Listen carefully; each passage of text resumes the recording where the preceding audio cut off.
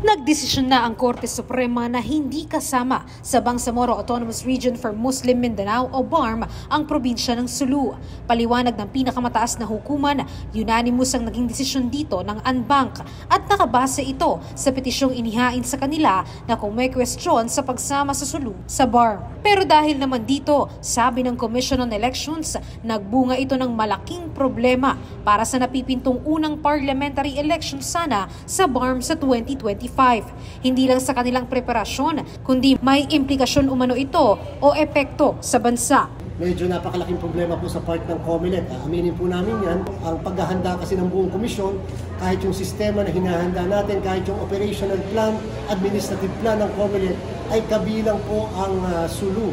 Hindi lamang po dahil part siya ng Bangsamoro, kung hindi may implikasyon po yan sa buong Pilipinas. Gayunpaman, sabi ng COMELEC, may papangako pa lang nila sa ngayon, gagawin nila ang lahat para matuloy pa rin ang halalan sa Bangsamoro. Sahan ng lahat ang COMELEC in the meantime, we will endeavor at all costs to proceed with the election in the Bangsamoro. Sa puntong ito, hindi po natin minamarapat o iniisip ng Anbank o ng komisyon na mag-postpone, mag-reset ng eleksyon sa Bangsamoro. Posible naman anya na umapila pa ang COMELEC sa desisyon ng Korte Suprema.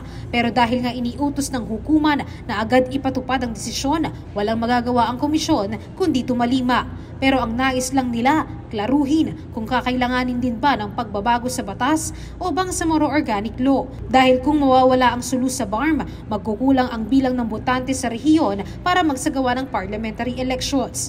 Isa pa sa inaalam nila kung magagalaw din ba ang bilang ng mga sektoral at politikal na partido para sa BARM. Magkakaroon din ba ng pagbabago ng komposisyon o bilang ng mga miyembro ng Bangsamoro? At pag magkakaganon, sapat ba yung batas at pwede ba ang COMELEC mag-aksyon base doon sa magiging pagbabago na yon nang walang amendment ng batas mula sa Kongreso at mula sa ating pong parlamento, yung Bangsamoro, patungkol sa bilang ng mga miyembro ng parliament. Lahat po yan ay amin pong titimbangin, babalansin at aalamin pag nagkaroon na po kami ng formal na discussion.